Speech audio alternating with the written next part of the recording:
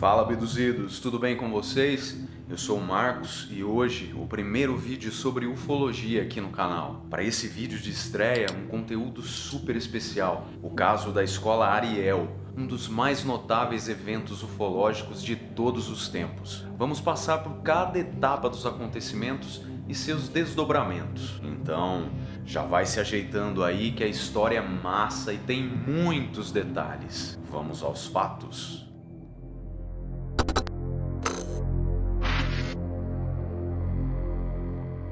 O evento se deu na antiga Rodésia do Sul, atual Zimbábue, na África. A Escola Ariel é uma instituição particular de nível primário, localizada em Ruá. O evento ufológico se deu ali em 16 de setembro de 1994, quando a escola estava em seu quarto ano de fundação, com cerca de 250 alunos, de várias etnias e idades, que variavam de 5 a 12 anos. Era uma sexta-feira e as crianças brincavam no pátio de recreação, correndo e pulando em um campo gramado, quando avistaram 5 bolas prateadas no alto do terreno da escola. Os garotos notaram que as estrelas emitiam um flash de luz e sumiram no céu para depois reaparecerem em outro ponto, o que se repetiu por 3 vezes. Na última, os objetos nitidamente começaram a descer, vindo em direção à escola. Um deles aterrissou sob os olhares atentos das crianças. O terreno do pouso era acidentado, com árvores ao redor e arbustos espinhosos. No centro, havia uma abertura denotando no solo uma coloração marrom acinzentada. Essa área do pouso, embora adjacente ao campo de recreio, não pertencia à escola. Não estava cercada e não era permitido às crianças brincarem por lá, dado o perigo de cobras, aranhas e outras espécies perigosas.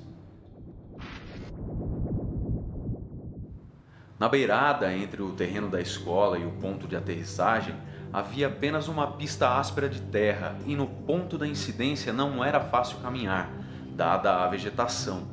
Uma linha de postes de eletricidade perfilava a beira da pista dura de terra batida e, de acordo com um dos meninos, o objeto que aterrissou seguiu ao longo dessa linha antes de tocar o solo. Quando os alunos voltaram para casa e contaram o fato aos pais, estes ficaram apreensivos porque as crianças estavam muito assustadas.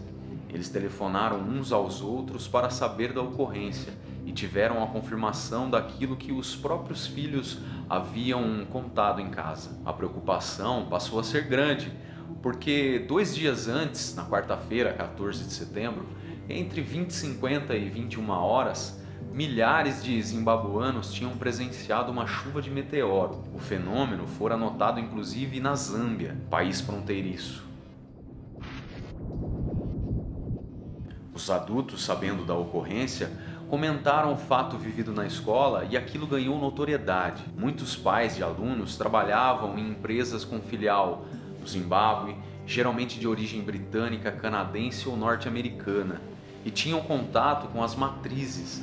Assim, ainda no domingo, o caso rompeu as fronteiras e ganhou os noticiários internacionais. Na segunda-feira, logo cedo, os pais quiseram saber o que de fato havia ocorrido. Colin Mack, diretor da Escola Ariel, os recebeu bem e prometeu investigar o evento. Foi então que, após ouvir sugestões, o diretor telefonou à experiente ufóloga Cynthia Rinde, então moradora no Zimbábue. Ela recomendou-lhe cautela e alguns procedimentos. A informação do incidente já havia caído na redação dos jornais como uma bomba. Noticiários de todo o mundo dariam que mais de 60 crianças, por volta das 10 horas daquela sexta-feira, durante o recreio, tinham avistado discos voadores e feito contato com seres alienígenas por 15 minutos. No Zimbábue, era a primeira vez que se falava em contato de terceiro grau, evento definido na ufologia como avistamento de um disco voador e contato com seus ocupantes. De modo discreto, o diretor da instituição procurou saber quais os alunos que estavam no recreio da sexta-feira. Conversou amistosamente com eles e percebeu que os relatos eram parecidos. Ao todo, apurou que 62 crianças diziam ter visto algo enigmático, Então, com sua longa experiência e acatando as sugestões de Cynthia, ele conversou com as professoras e pediu a elas para que falassem com os jovens. Instruiu-os para que, de modo contido, trouxessem o caso à tona. E quando as crianças estivessem bem soltas e confiantes, estimulassem cada uma delas a fazer um desenho para mostrar o que viram. Houve então um exercício de desenho, no qual se obteve 40 representações, umas bem sugestivas de contato ufológico, outras muito vagas, precisando de explicação pela falta de capacidade técnica das crianças para reproduzir as figuras. A rede de notícias BBC de Londres, informada por suas fontes, foi a primeira emissora a destacar uma equipe para registrar a ocorrência. A pesquisadora Cynthia Hind, por sua vez, comunicada pelo diretor, foi a primeira a chegar à escola na terça-feira, 20 de setembro. Mac procurou cooperar ao máximo com as investigações, embora jamais tivesse qualquer experiência com UFOs, ou acreditasse a priori em tal chance. Mas estava certo de que as crianças falavam a verdade. Para ele, elas tinham visto algo incomum e era preciso investigar, dado o fator extraordinário contido nos relatos. A prestigiosa ufóloga, com sua prática de anos e com o apoio do diretor, dos professores, empregados e alunos da escola Ariel, pôde fazer um relatório detalhado e publicá-lo depois na revista UFO Afri-News, em 1995. Tratava-se de um periódico especializado em ufologia, único na época no continente africano. Na terça-feira, ao chegar na escola, Cynthia pôde avaliar os desenhos, então notou que em 22 deles as cenas eram bem definidas, enquanto nos demais apresentavam-se inconclusivas. As descrições, embora semelhantes no geral, no particular davam detalhes de naves e seres alienígenas segundo a observação e o impacto causado em cada criança. Nos desenhos e relatos, ficara óbvio que a ocorrência fora de discos voadores, avistamentos de tripulantes fora da nave e contato visual direto com eles. As crianças pertenciam a várias etnias, negras, brancas e asiáticas. No Zimbábue, em 1994, elas não tinham acesso aos meios de comunicação capazes, talvez, de influenciar a imaginação a ponto de fazê-las relatar insistentemente uma hipotética ilusão comum a todas, sem nenhuma desmentir a outra. Ao contrário, cada qual disse o que tinha visto e deu alguns detalhes específicos, mas com emoção típica de quando a experiência é realmente vivida. Um dos alunos, Barry, disse ter visto 3 ou 4 objetos sobrevoando a escola com luzes vermelhas piscando. Depois, quase instantaneamente, disse que sumiram e reapareceram em outro lugar, por 3 vezes. Então desceram e um dos artefatos pousou perto das seringueiras. Os relatos de todos eram semelhantes, embora algumas crianças fossem mais observadoras que outras. A opinião consensual era de que o objeto principal, prateado, pousara na área indicada e não a mais de 100 metros de onde elas estavam no campo de jogos, o que as fez correr para vê-lo de mais perto. Curiosas, elas se aproximaram da nave. Um pequeno ser com cerca de 1 metro de altura apareceu no topo do objeto. Outro desceu, caminhou pelo terreno áspero em direção a elas, fazendo questão de ficar nítido, e depois simplesmente desapareceu. O mesmo ser, ou outro muito parecido com ele, surgiu na parte de trás do disco voador. Um dos tripulantes ficou mais tempo olhando fixamente para as crianças e depois entrou na nave. Em ato contínuo, o objeto decolou rapidamente, sumindo no céu. Segundo uma menina de 11 anos, os seres tinham roupa inteiriça e apertada, como de mergulho, na cor preta, que brilhava refletindo a luz do sol.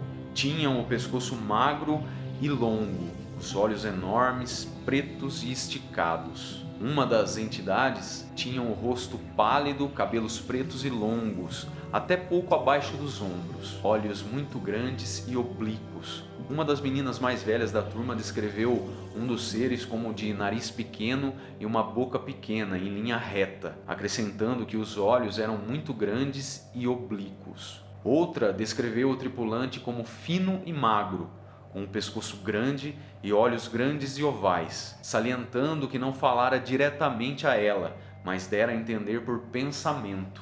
Alguns alunos também disseram que os seres se fizeram compreender por contato telepático, tendo dito que nós estamos poluindo e arrasando a Terra e que, se não mudarmos de rumo, as consequências serão terríveis. Isso deixou as crianças inquietas, querendo saber o que estava acontecendo e o que fazer. Na hora da ocorrência, as crianças menores ficaram muito assustadas e gritaram socorro. O diretor, interrogado sobre os gritos, disse que o alarido era comum no recreio e que ninguém se dera conta de que algo estava ocorrendo. A única pessoa disponível estava vendendo doces e lanches. As crianças a chamaram, mas preocupada com a comida e o dinheiro, não deram atenção ao caso. Mais tarde, a senhora Kirkman diria que quando as crianças vieram correndo à cantina, falando sem parar sobre um pequeno homem que corria com uma faixa em torno da cabeça e vestindo roupa de uma peça só, ela não acreditou, pensando que fosse brincadeira.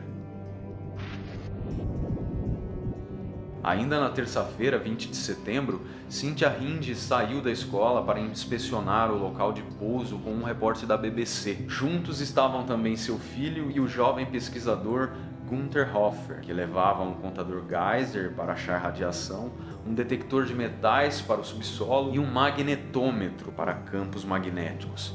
Seu objetivo era ver se havia restado algum vestígio no solo. O jovem Hoffer, após exausta procura, não captou reação no contador Geiser nem em outros equipamentos, o que inviabilizou novos estudos para pesquisar achados. A ufóloga e sua equipe andaram ao longo da linha dos postes de eletricidade e vasculharam detidamente o local da incidência, observando tudo com muita cautela. Nada sugestivo de ter havido ali um pouso de nave espacial. Pelo raciocínio técnico-científico, os tocos de bambu apresentando-se despontados no chão e as seringueiras ao redor, ocupando espaço, teriam dificultado muito o pouso. Mas o fato é que algumas crianças desenharam apêndices de apoio no chão, indicando o pouso da nave sobre pés de pouso. Embora fosse um pouso incomum, os ufólogos consideraram que quem tem tecnologia para vir de tão longe poderia tê-la também para se camuflar em um local tão difícil,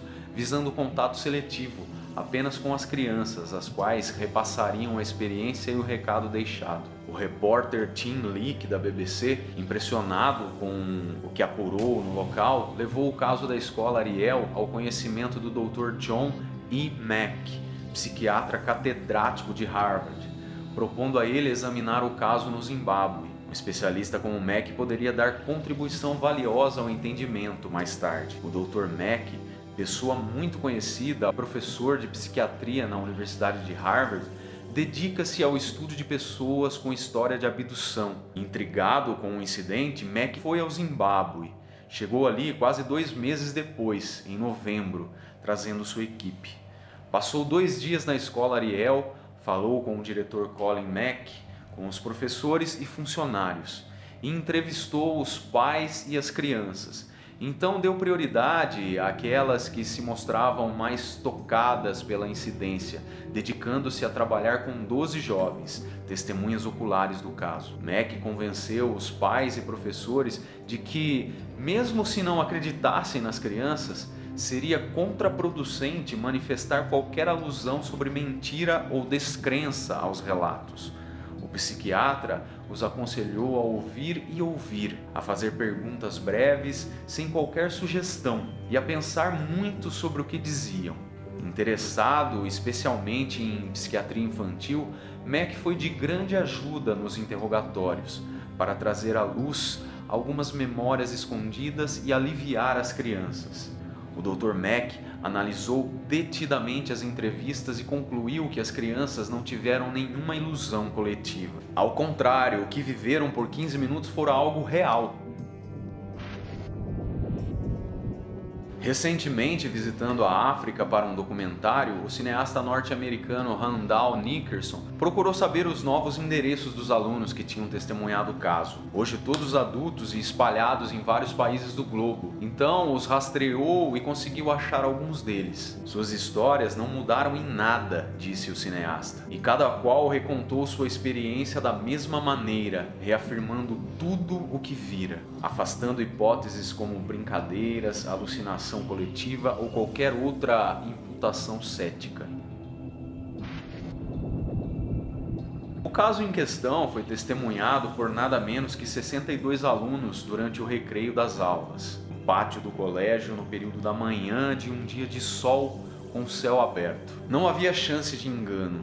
Os aparelhos observados, uma nave principal de cerca de 10 metros de diâmetro e outras 4 menores de 2 metros cada, não poderiam ser feitos pelo homem, ainda que secretamente. Porque já se passaram 2 décadas do ocorrido e ainda não há engenho aéreo que possa aterrissar silencioso e com precisão absoluta em uma área tão pequena e cheia de vegetação como aquelas e depois levantar voo. A nave maior teve de ser precisa para caber naquele pequeno local, ficar oculta e seus tripulantes contatarem apenas as crianças. Uma conclusão derivada foi que os 4 artefatos menores, supostamente de escolta, não poderiam ter sido desovados da nave maior avistada, porque não haveria dentro dele espaço disponível para seu alojamento. Portanto, os engenhos teriam sido emitidos por alguma nave-mãe de grandes proporções, não observada por ninguém.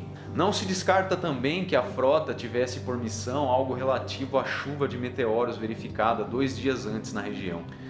Pois é, pessoal, conforme os estudos, concluiu-se que se o alegado contato de terceiro grau não podia oferecer prova concreta, tampouco podia ser refutado com argumentos de ordem psiquiátrica ou psicológica.